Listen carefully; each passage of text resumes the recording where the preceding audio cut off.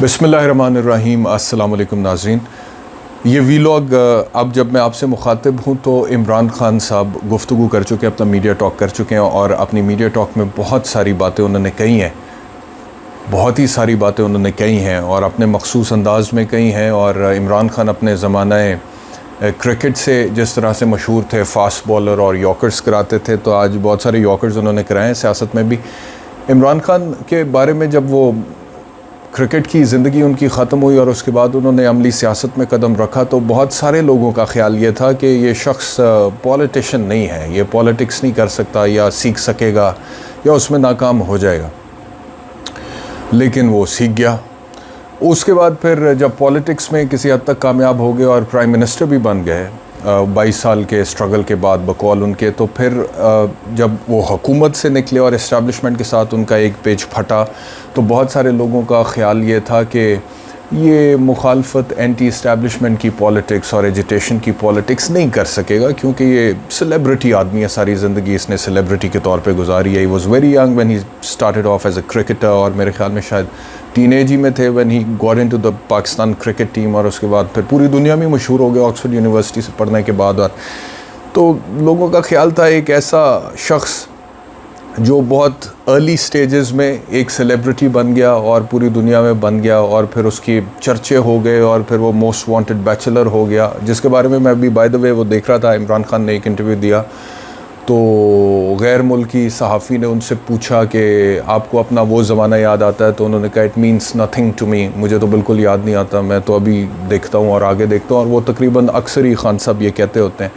तो लोगों का ख्याल ये था कि ये बंदा जो है, ये जिसने सारी ज़िंदगी, जिसको आदत है ना लोगों से मोहब्बत और प्यार लेने की और वो रिसीव करने की और ऑटोग्राफ्स देने की और फूल लेने की और मोहब्बतें समेटने की, ये किसी का गुस्सा या किसी की मुखालफत कैसे हैंडल करेगा? नहीं कर सकेगा। सेलिब्रिटीज़ आपको पता है मुश्किल होता है उनके लिए। लेकिन आज जो उनकी तकरीर है, अब मुझे लगता है कि वो ये खान साहब सीख गए थे। एंटी इस्टेब्लिशमेंट पॉलिटिक्स पिछले 1 साल में इमरान खान ने की है और बड़े दबंग तरीके से की है और वो दबंग तरीका अभी तक जारी था जब तक कि उनका अरेस्ट नहीं हुआ। अब उनका अरेस्ट हुआ, वो 2-3 दिन वहाँ पे जो सूरत हाल हुई है उसके बाद वो दोबारा अब वापस आए, तो वो मुझे पहले से एंटी इस्टेब्लिशमेंट पॉलिटिक्स के हवाले से वो मुझे पहले से ज़्यादा अग्रेसिव नज़र आए। और यहाँ पर मैं ये समझता हूँ कि उन्होंने ख़ुद अपनी तकरीर में एक जगह पर कहा कि मैं अपने गुस्से को कंट्रोल करने की कोशिश कर रहा हूँ, ये उन्होंने ख़ुद अपनी तकरीर में कहा। तो मैं समझता हूँ कि अब यहाँ पर जो है इमरान खान का जो रद्द अमल है, उनकी गिरफ़्तारी जो हुई है और पिछले 3 दिन में जो कुछ हुआ है, उधर भी इमरान खान साहब PTI, उधर भी एक गम व गुस्से की लहर है और दूसरी तरफ भी एक गम व गुस्से की लहर है जो तनसीबात पर हमला हुआ है और जो तोड़ फोड़ जलाओ घिराव हुआ है। गो कि इमरान खान साहब ने उसकी अपनी एक जस्टिफिकेशन दी है, उसके ऊपर मैं आता हूँ। लेकिन मैं सिर्फ ये कहना चाह रहा हूँ एक पाकिस्तानी शहरी की हैसियत से कि हमारे अदालतों में अक्सर एक जुमला बोला जाता है, जजेस अक्सर कहते हैं कि sanity must prevail, late the sanity prevail, यानी कि होशमंदी से काम लें, आप सैनिटी से काम लें। सैनिटी है कि पागलपन, उसका ऑपोजिट हो सकता है सैनिटी का, ठीक है। होशमंदी से आप काम लें, दानिशमंदी से काम लें। एक चीज़ ज़हन में रखें कि इस मुल्क ने बहुत सारे उतार चढ़ाव देखे हैं, इसमें कोई शक नहीं है, लेकिन at the end of the day Imran Khan ने आज जिस तरह ये बोला है कि जी मैं उस ज़माने में भी पाकिस्तान का नाम रोशन कर रहा था जब शायद आप पैदा नहीं हुए थे, आप समझ गए होंगे कि मैं क्या बात कर रहा हूँ। ये इमरान खान के अल्फाज मैंने बोले। तो इमरान खान के अंदर भी एक गुस्सा है और किसी हद तक ये बात तो दुरुस्त है कि इमरान खान ने बहुत अर्ली स्टेजेस में पाकिस्तान का नाम रोशन किया और 80s में इमरान खान, जहांगीर खान, जानशेर खान, ये 3 खान थे पाकिस्तान के जिनसे पाकिस्तान 80s की दिहाई में पहचाना जाता था। ये तो 9/11 के बाद पाकिस्तान का पूरी दुनिया में एक नेगेटिव वे में जो है नाम पूरी दुनिया में जाना जाने लगा और उससे पहले अक्सर गोरों को नहीं पता होता था, इंडिया का पता होता था। यूनाइटेड इंडिया की वजह से पाकिस्तान का इमरान खान, जहांगीर खान, जानशेर खान, ये मैं 70s 80s की आपसे 80s की बात करूँ, 80s की बात करूँ। तो ठीक है, इमरान खान की अपनी एक हिस्ट्री है। जब वो कहता है कि मैंने मुल्क का नाम रोशन किया है और मुझे आप मुल्क दुश्मन करार दे रहे हैं, तो अगर किसी को, जिसने वर्ल्ड कप जीता है, जिसने शौकत खानम बनाया है, जिसने मिसाल के तौर पे ये सब कुछ किया है, नमल यूनिवर्सिटी वगैरह, और उसके बाद वो प्राइम मिनिस्टर भी है, और उसको राना सनाउल्लाह आप कह रहा है कि पाकिस्तान तहरीक इंसाफ पर पाबंदी लगाना एक बहुत ही संजीदा ऑप्शन है, और ख्वाजा आसिफ कह चुके हैं कि GHQ पे हमला या तो TTP ने किया था या PTI ने किया था। मैं पहले भी कह चुका हूँ कि ये सियासत का बड़ा ख़तरनाक खेल खेल रही है हुकूमत, जिसमें अगर एक मेन स्ट्रीम पोलिटिकल पार्टी को आप एक बैंड आउटफिट के साथ मुकाबले में यूं लाकर खड़ा कर देंगे तो आप मुल्क में पॉलिटिकल इंस्टेबिलिटी को एक नेक्स्ट लेवल पर ले जाएंगे, which is not in the interest of the country in any way. तो ये जो माहौल हुकूमत बना रही है, इसके ओवरऑल पाकिस्तान तहरीक इंसाफ और इमरान खान ने ये तमाम हमले मुनज़्ज़म साजिश के ज़रिए कराए हैं, और ये पूरी सियासी जमात पे पाबंदी लग जानी चाहिए। इस माहौल में ये जो तसादुम है, तनाव है, गुस्सा है, रिएक्शन है, ये और बढ़ जाएगा। तो मैं ये कहना चाह रहा हूँ कि होशमंदी से काम लें। Late the sanity prevail, late the sanity prevail. एक तरफ इमरान खान में गम गुस्से की लहर है, दूसरी तरफ भी गम गुस्से की लहर है, और उस वो जो कुछ हुआ है उस दिन वो भी गलत हुआ है, और उसको भी लीगली एड्रेस होना चाहिए। मैं अपने वीलॉग्स में but not beyond legal measures. अब उस उधर जो गुस्से की आग है कि फ़ौजी तनसीबात पे हमला हुआ है या कोर कमांडर हाउस पे हमला हुआ है, अब उस गुस्से में या उसके बदले में या उसकी ईगो में अगर आउट ऑफ प्रोपोर्शन रिएक्शन आएगा जिसमें लीगैलिटी, कॉन्स्टिट्यूशनैलिटी और कानून की धज्जियां उड़ जाएंगी, तो वो भी गलत हो जाएगा। दोनों तरफ गलत हो जाएगा। मैं ये कह रहा हूं कि दोनों तरफ इस वक्त होशमंदी करें, दोनों तरफ टेम्परेचर को डाउन करें। ना इमरान खान मुल्क का दुश्मन है, और फ़ौज तो है ही मुल्क की सलामती की ज़ामिन। और मैं बड़े दिनों से ये कह रहा हूँ कि अगर फ़ौज बतौर इंस्टीट्यूशन और PTI बतौर पॉलिटिकल पार्टी, इन दोनों को एक दूसरे के आमने सामने खड़ा करने में मौजूदा हुकूमत कामयाब हो जाती है, तो हार हम सब की है, हम सब की हार है। तो इस हार से बचो। इमरान खान से इख्तलाफ है, इख्तलाफ रखो, सियासी रखो। अगर कोई वाक़यात गैर कानूनी जितने भी हुए हैं उस हवाले से 150 FIR पहले दी हुई है, 10 FIR 14 FIR आपने और दे दी हैं। Let the law take its course. दीवार से मत लगाओ। और खान साहब से भी मैं ये रिक्वेस्ट करूँगा कि आप दुरुस्त कहते हैं कि आपने पाकिस्तान का नाम रोशन किया हुआ है, लेकिन आपको आदत भी बड़ी पुरानी है फास्ट खेलने की। I know that. आप यॉर्कर्स भी फेंकते हैं। इमरान खान साहब, आपके साथ कुछ मामलात में गलत हुआ है, मैंने उन जगहों पर बोला हूँ, बिल्कुल मैं बोला हूँ, और वो गलत हुआ है और वो नहीं होना चाहिए था।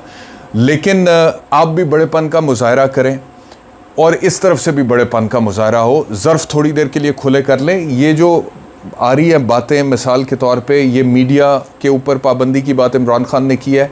अच्छा, मैं सारे सेंसिटिव इश्यूज़ को आज इस वीलॉग में एड्रेस कर रहा हूँ। ये साफ़ी उठाएं, और यह मकबूल जान साहब, इमरान खान ने अपनी तकरीर में ज़िक्र किया है। आफ्ताब इकबाल साहब, इमरान रियाज साहब। आफ्ताब इकबाल को रिकवर कर लिया गया और उनकी रिहाई हो गई है, और यह मकबूल साहब की मेरे ख्याल में अभी नहीं हुई है। इमरान रियाज साहब का पता ही नहीं है कि वो किधर है। अच्छा, अजीब बात यह है कि chief justice Lahore high court justice अमीर भट्टी ने IG पंजाब को तलब किया है और उनसे पूछा कि ये दोनों साफ़ियों को उठाया आपने, तो उन्होंने आफ्ताब इकबाल को तो वहाँ पे पेश कर दिया है। He was produce before the court, और उन्होंने कहा कि जी ये हमने 16 MPO में पकड़ा था, मेंटेनेंस ऑफ पब्लिक ऑर्डर जो हुकूमत हमेशा करती होती है इस तरह के मामलात में, रिहा कर दिया। और चीफ जस्टिस ने कहा गलत है, रिहा हो गए।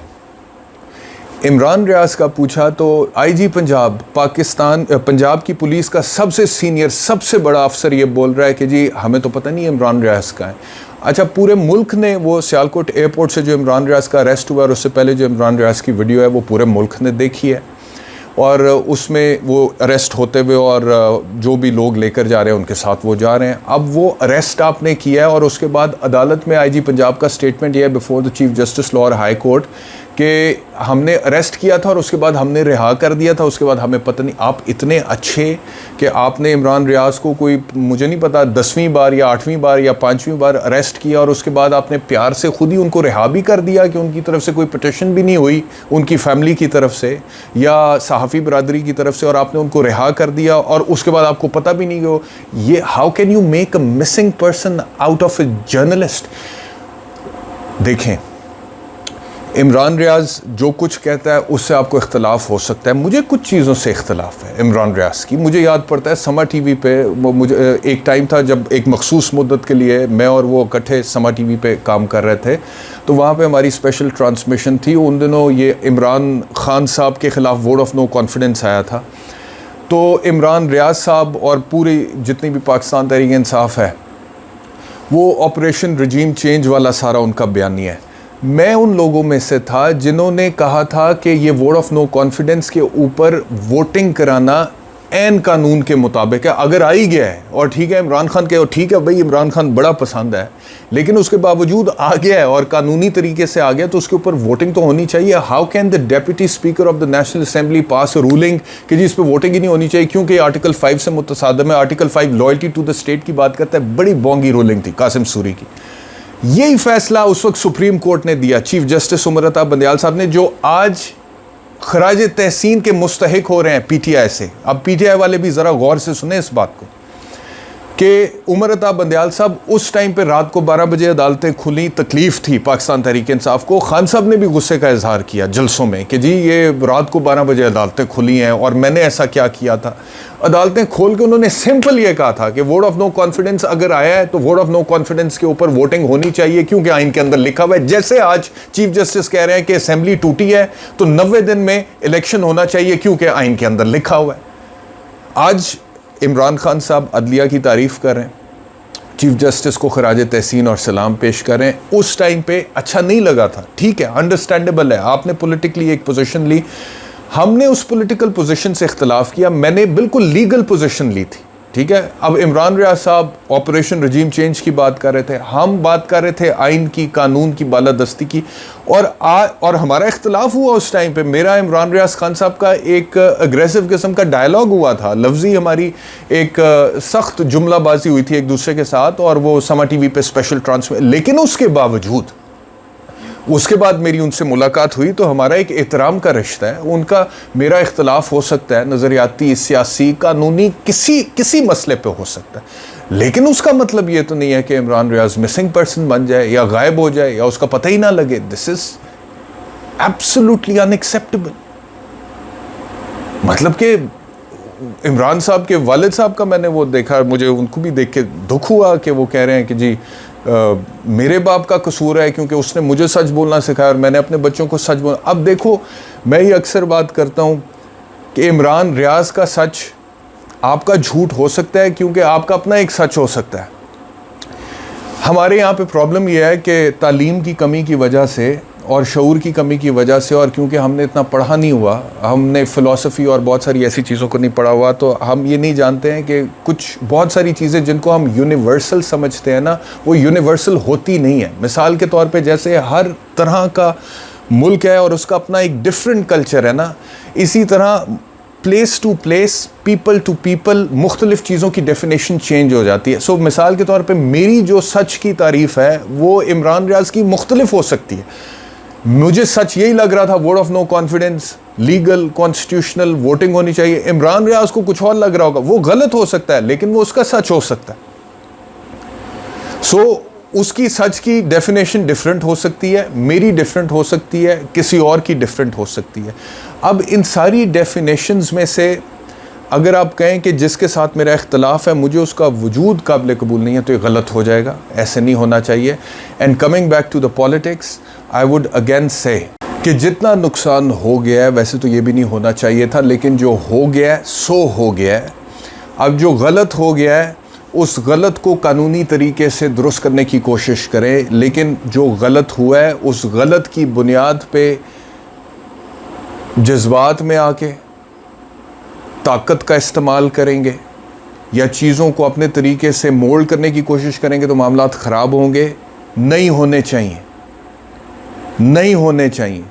मैं फिर कह रहा हूँ, मैं बार बार, मैं इस वीलॉग में, मुझे आज मैं आपको बताऊँ, मेरे लिए वीलॉग करना ऐसे एक नॉर्मल वीलॉग भी मैं कर सकता था कि जिसमें मैं बताता जी खान साहब ने अलकादर ट्रस्ट के हवाले से ये कुछ कह दिया, उन्होंने बताया जी कि वो अलकादर ट्रस्ट वाला ग्राउंड ब्रेकिंग तो 7 महीने पहले हुई थी और एनसीए वाली डील तो उसके 7 महीने बाद मलिक रियाज की एनसीए की आपस में, मैं वो भी कर सकता था। इमरान खान ने ये कह दिया, मैं ठक ठक ठक सारी चीज़ें आपके सामने ऐसी प्रेजेंट कर सकता।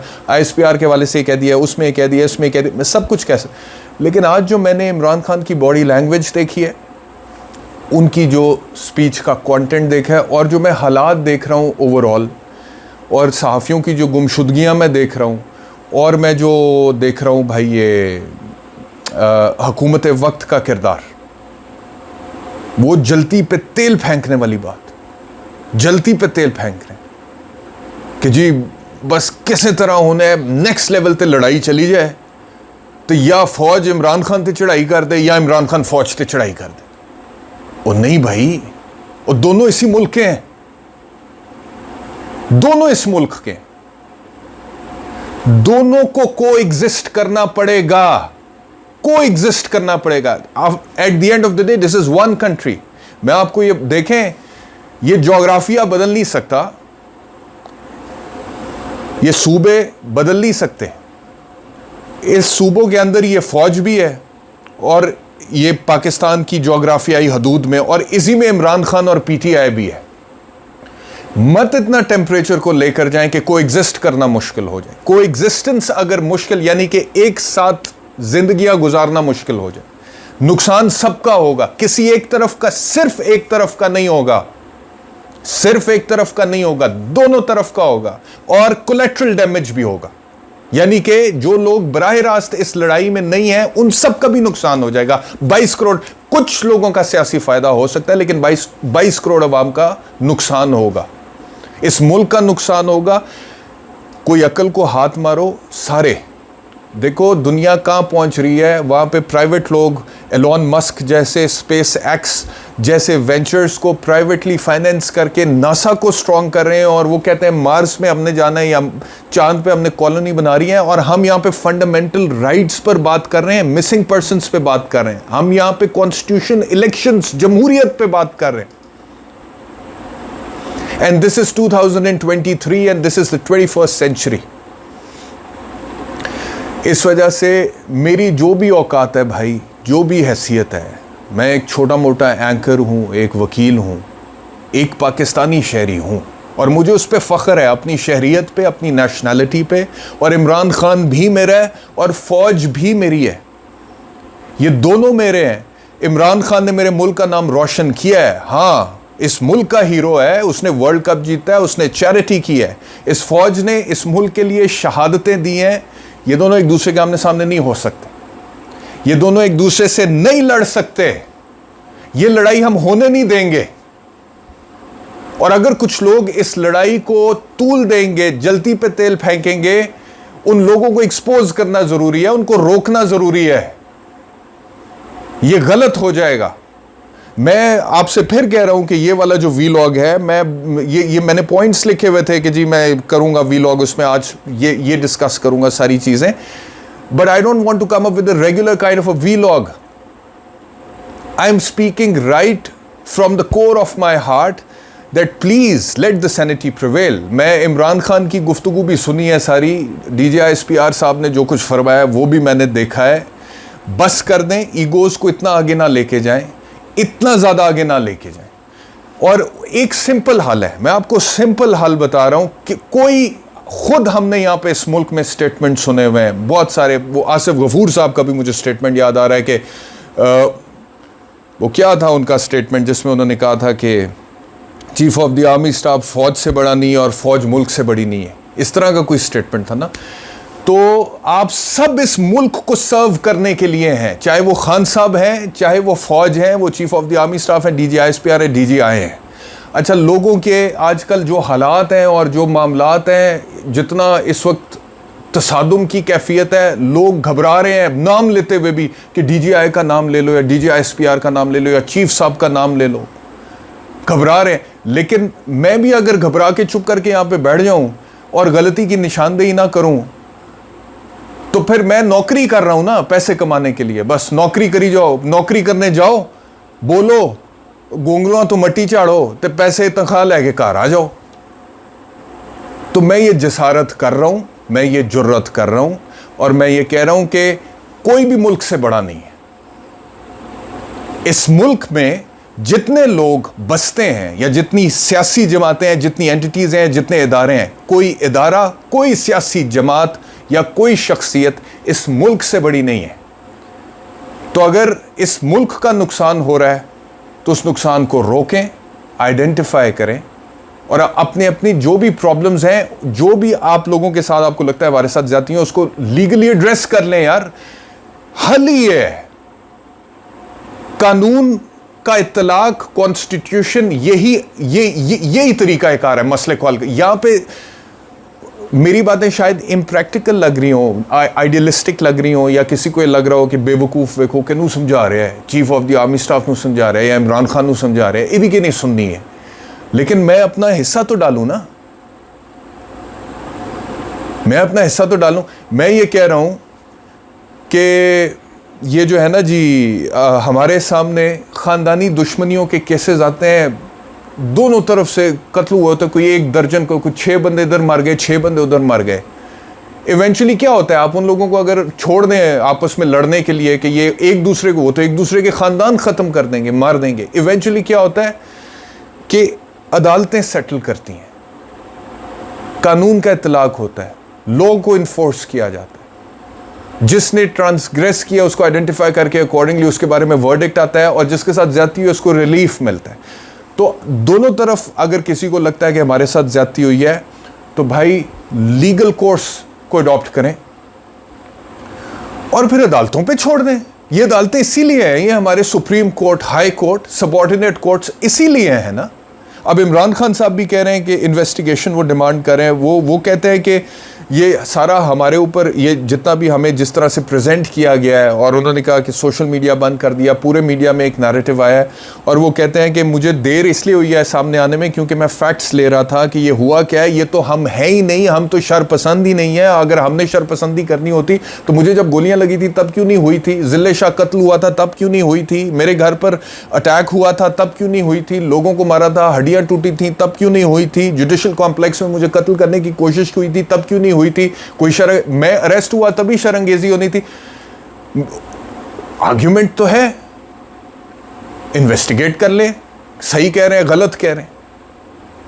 और ये जो उन्होंने कहा है कि इन्वेस्टिगेशन, अब उनकी डिमांड है कि इन्वेस्टिगेशन होनी चाहिए, मैं भी चाहता हूं इन्वेस्टिगेशन हो, पीछे कौन है, बिल्डिंग्स किसने जलाई हैं।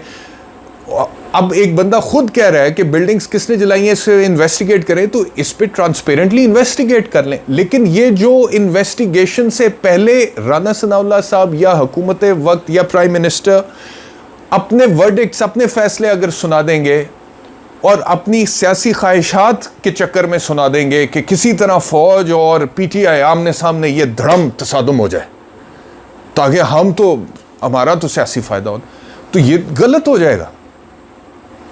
तो इसको लीगली हैंडल करें, लॉफुली हैंडल करें, इंक्वायरी बिठाएं, इसके ऊपर जुडिशल कमीशन बना दें, जज साहिबान को बिठा दें, अदालत उज़्मा के जज साहिबान को। इस वक्त मुझे पता है सुप्रीम कोर्ट में भी बड़ी तकसीम की वजह से अपने अपने फेवरेट जजेस हुए पड़े हैं, कोई 2 उधर से बिठा दें, 2 उधर से बिठा दें, ऐसे कर लें, हर चीज का हल निकल सकता है। इस मुल्क को 75 सालों में जहां पर हमने लाकर खड़ा कर दिया, ये मुल्क ये डिज़र्व नहीं करता। वो लोग जिन्होंने इस मुल्क को बनाने के लिए कुर्बानी दी थी ना 1947 में, और उसके बाद हमें दे दिया था कि ये लो बेटा अब इंजॉय करो अपनी लाइफ्स, इसमें आज़ादी से ज़िंदगी गुजारो, वो लोग ये डिज़र्व नहीं करते जो हम इस मुल्क के साथ करें, और जो ख़ुद के साथ करें, और जो एक दूसरे के साथ करें।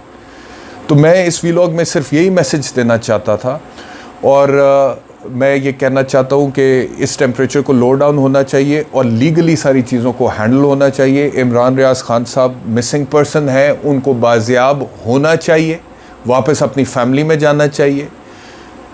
तोड़ फोड़ हुई है कोर कमांडर हाउस पे, जो शरंगेज़ नासिर हैं उनको लीगली आइडेंटिफाई करके लीगली आप उनको ट्राई करें इन अ कोर्ट ऑफ लॉ, लेकिन पूरी सियासी जमात को आप लेबल ना करें कि ये दहशतगर्द हैं, ये इमरान खान दहशतगर्द है, दुनिया मानेगी नहीं।